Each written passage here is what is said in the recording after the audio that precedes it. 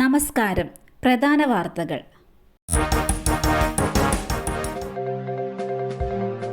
അൻവറിന്റെ പരാതിക്കിടയിൽ CPM സംസ്ഥാന secretariat ഇന്ന് പി ശശിക്കെതിരെ PV അൻവർ MLA നൽകിയ പരാതിയടക്കം നിലനിൽക്കെ CPM സംസ്ഥാന സെക്രട്ടേറിയറ്റ് ഇന്ന് തിരുവനന്തപുരത്ത്.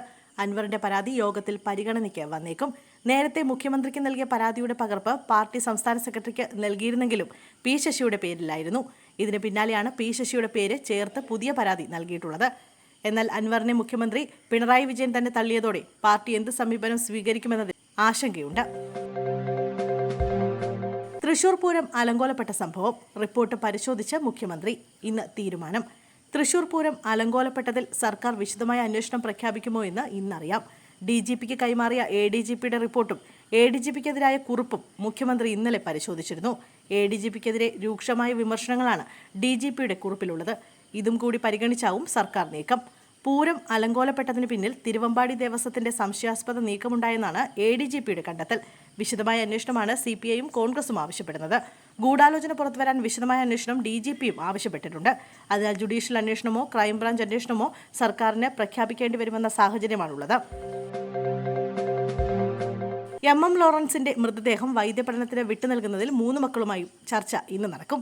മുതിർന്ന CPM നേതാവ് MM ലോറൻസിന്റെ മൃതദേഹം വൈദ്യപഠനത്തിന് വിട്ടുനൽകുന്ന കാര്യത്തിൽ തീരുമാനത്തിലെത്താൻ നടപടികൾ തുടങ്ങി. കളമശ്ശേരി മെഡിക്കൽ കോളേജാണ് നടപടികൾ ആരംഭിച്ചത്. ഇന്ന് ഉപദേശക സമിതിക്ക് മുന്നിൽ ഹാജരായി നിലപാട് വ്യക്തമാക്കാൻ 3 മക്കൾക്കും നിർദ്ദേശം നൽകിയിട്ടുണ്ട്. ഓരോരുത്തർക്കും എന്താണ് പറയാനുള്ളതെന്ന് വിശദമായി കേൾക്കും. പ്രിൻസിപ്പൽ, സൂപ്രണ്ട്, ഫോറൻസിക്, അനാട്ടമി വിഭാഗം മേധാവികൾ, വിദ്യാർത്ഥി പ്രതിനിധി എന്നിവരുൾപ്പെട്ടതാണ് ഉപദേശക സമിതി.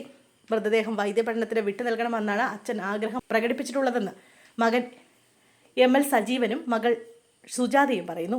അങ്ങനെയൊരു കാര്യം അച്ഛൻ പറഞ്ഞിട്ടില്ലെന്നും മതാചാരപ്രകാരം സംസ്കരിക്കണമെന്നും ഇളയ മകൾ ആശയും വാദിക്കുന്നു. ഈ വ്യത്യസ്ത അഭിപ്രായങ്ങൾ പരിശോധിച്ച് കളമശ്ശേരി മെഡിക്കൽ കോളേജിനോട് തീരുമാനമെടുക്കാനാണ് ഹൈക്കോടതി നിർദ്ദേശിച്ചിട്ടുള്ളത്. കോഴിക്കോട് ചങ്ങോരത്ത് പഞ്ചായത്തിൽ 310 പേർക്ക് മഞ്ഞപ്പിത്തം. സ്ഥിതി ഗുരുതരം. ചങ്ങോരത്ത് പഞ്ചായത്തിൽ മഞ്ഞപ്പിത്തം ബാധിച്ചവരുടെ എണ്ണം 310ആയി. രോഗബാധിതരിൽ ഭൂരിഭാഗവും വടക്കുംപാട് ഹയർ സെക്കൻഡറി സ്കൂളിലെ വിദ്യാർത്ഥികളാണ്.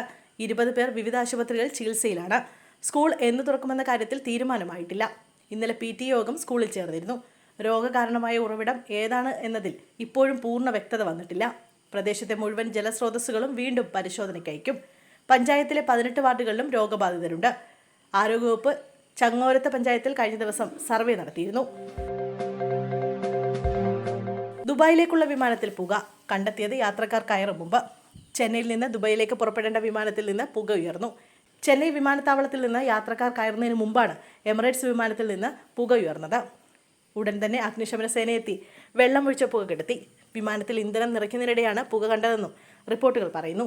ഏതാണ്ട് 320 യാത്രക്കാർ ഈ സമയം വിമാനത്തിൽ കയറാനായി ടെർമിനലിലും ലോഞ്ചിലും തയ്യാറാവുകയായിരുന്നു.